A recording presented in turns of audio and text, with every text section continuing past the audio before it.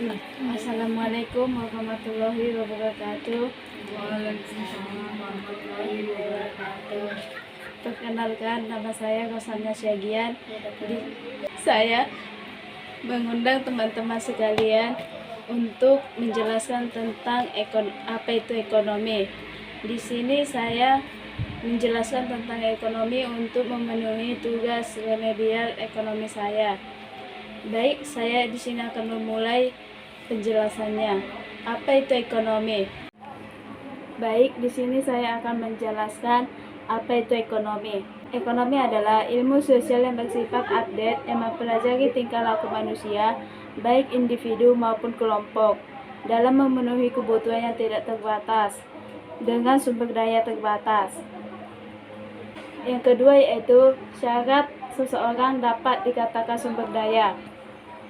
Sumber daya dapat didefinisikan sebagai suatu hal atau entitas yang memiliki nilai atau kegunaan untuk memenuhi kebutuhan manusia. Syarat yang harus dipenuhi agar seseorang dapat dikatakan sebagai sumber daya dapat bervariasi tergantung pada konteks dan bidang yang dibicarakan. Namun, beberapa syarat umum yang sering digunakan untuk mengidentifikasi seseorang sebagai sumber daya yaitu 1. Ketersediaan. Seseorang harus tersedia dalam jumlah yang cukup untuk memenuhi kebutuhan manusia. Jika sesuatu sangat langka atau sulit didapatkan, maka sulit untuk menganggapnya sebagai sumber daya yang dapat diandalkan.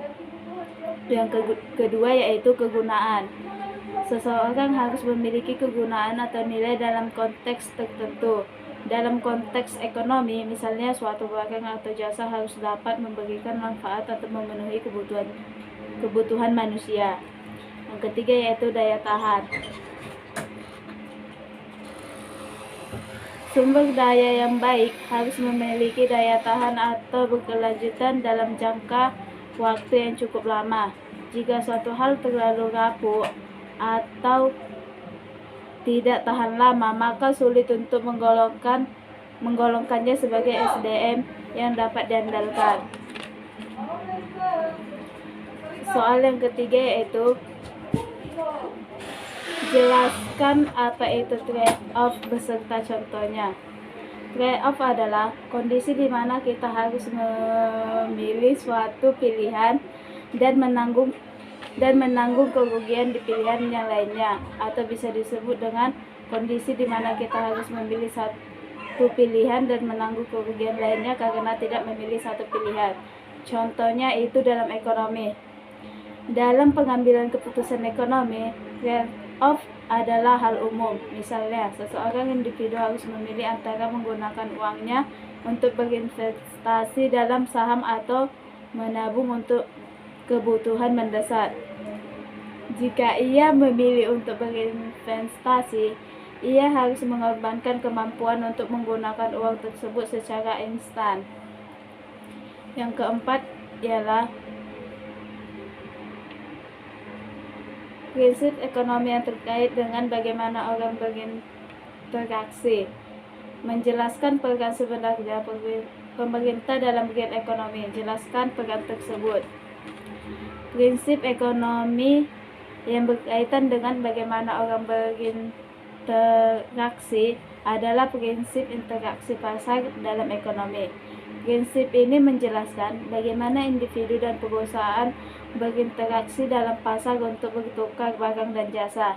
Dalam konteks ini, peran pemerintah dalam real ekonomi dapat dijelaskan sebagai berikut: menjaga keamanan dan hukum, melindungi hak kekayaan intelektual, koreksi ketidaksempurnaan pasar, menyediakan barang publik.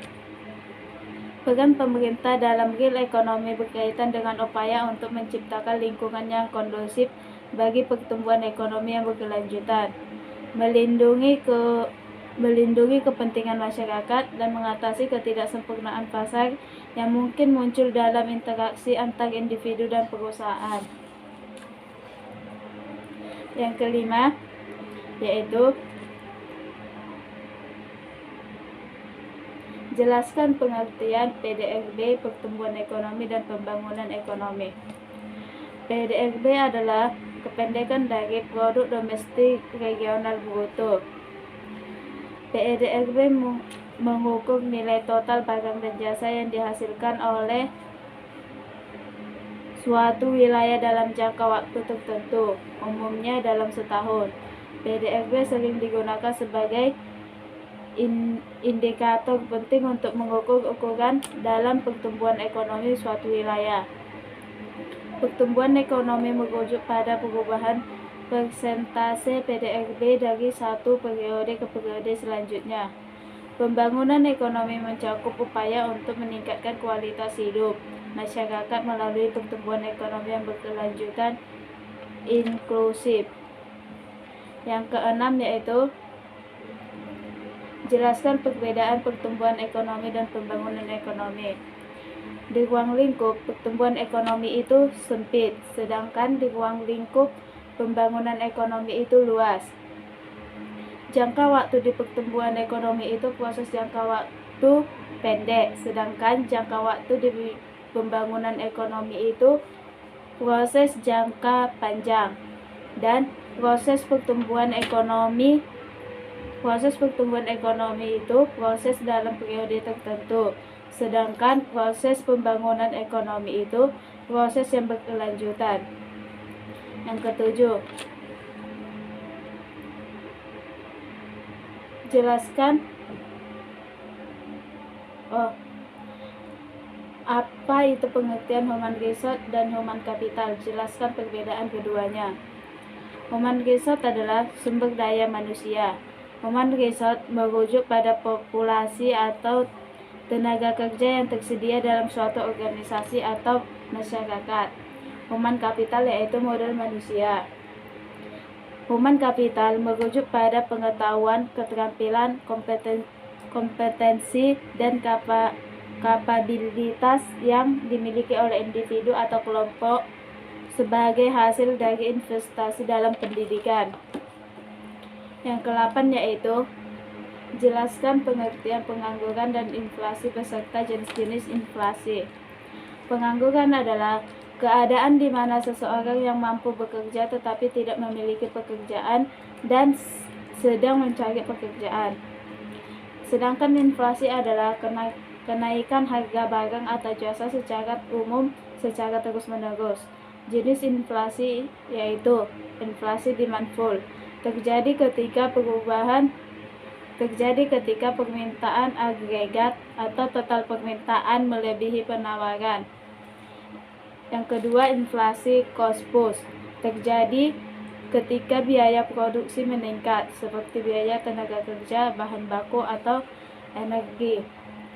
Yang ke-9, teori Phillips menjelaskan hubungan antara inflasi dan pengangguran bersifat negatif.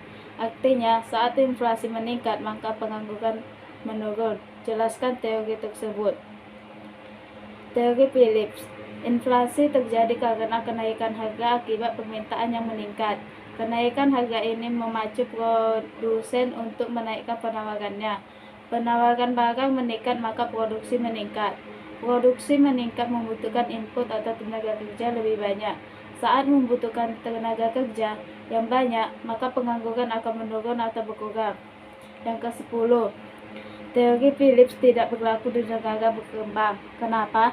Karena penyebab inflasi di negara berkembang adalah total cost atau biaya yang meningkat yang menyebabkan produsen tidak bersemangat menawarkan barangnya atau mengurangi penambahan barang sehingga produksi pun berkurang dan input dibutuhkan berkurang juga. Demikian penjelasan dari saya. Lebih kurang saya mohon maaf. Sekian dan terima kasih.